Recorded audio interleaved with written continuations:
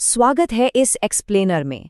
आज हम बात करने वाले हैं उस दिलचस्प और हाई स्टेक्स इंजीनियरिंग की जो हमारे पावर ग्रिड को सुरक्षित रखती है।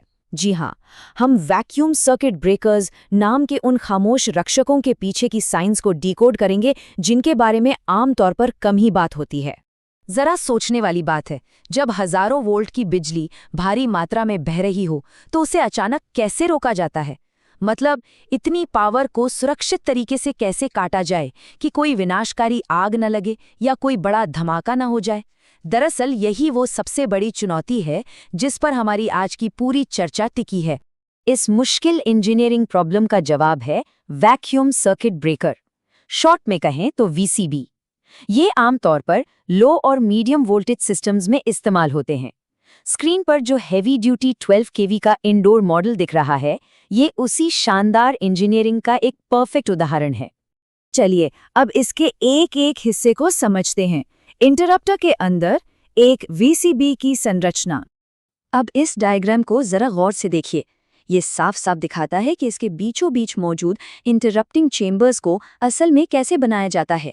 इसके हर एक छोटे छोटे पुर्जे का अपना एक खास काम होता है। तो होता ये है कि पूरी की पूरी प्रणाली एक सीलबंद पोर्सिलिन या सिरेमिक चैम्बर के अंदर बंद होती है। इसके अंदर एक फिक्स्ड कांटेक्ट होता है जो अपनी जगह रहता है और दूसरा मूविंग कांटेक्ट होता है जो हिल सकता है। और ये सब बेयरिंग, बेलोज और मैकेनिकल कपलिंग के एक बेहद बारीक और जटिल सिस्टम के जरिए कंट्रोल होते हैं ताकि हर बार काम बिल्कुल सटीक तरीके से हो। वैक्यूम की शक्ति, सूक्ष्म सहनशीलता को नियंत्रित करना।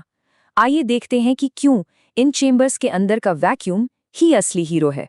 समझने वाली बात यह है कि वैक्यूम एकदम एक अभेद दीवार की तरह काम करता है। वहां हवा या कोई गैस नहीं होती तो बिजली के आर्क या चिंगारी को जलने के लिए कुछ मिलता ही नहीं। इसकी इसी जबरदस्त डाई इलेक्ट्रिक शक्ति के चलते बिजली का प्रवाह तुरंत रुक जाता है।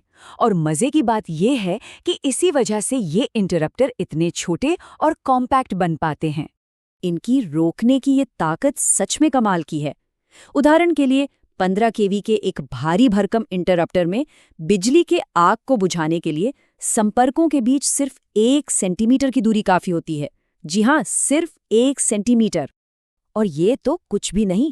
अगर बात 3 केवी के इंटरप्टर की करें तो ये गैप सिकुड़कर सिर्फ 2 मिलीमीटर रह जाता है, बिल्कुल ना के बराबर जगह।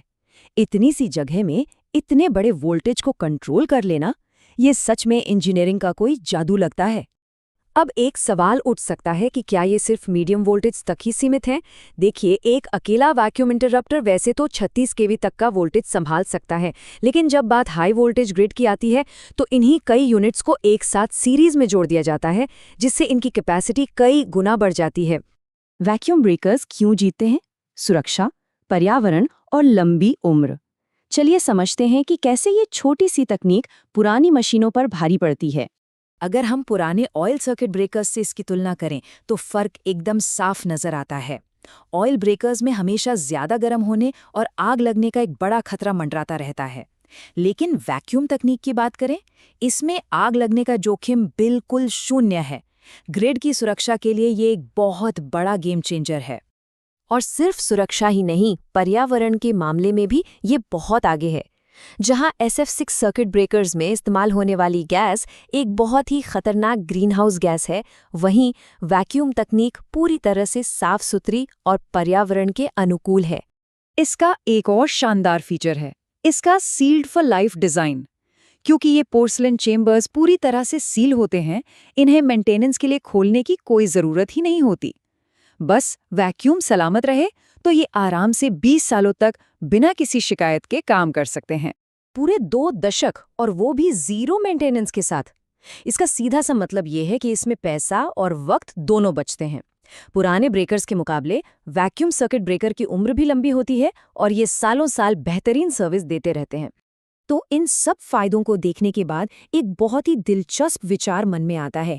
जिस तेजी से पूरी दुनिया में बिजली की मांग बढ़ रही है, उसे देखते हुए क्या ये बेहद सुरक्षित, बिना मेंटेनेंस वाली और इको फ्रेंडली तकनीक हमारी आने वाली सदी के पावर ग्रिड का भविष्य तय करेगी? खैर, सोचने वाली बात तो जरूर है।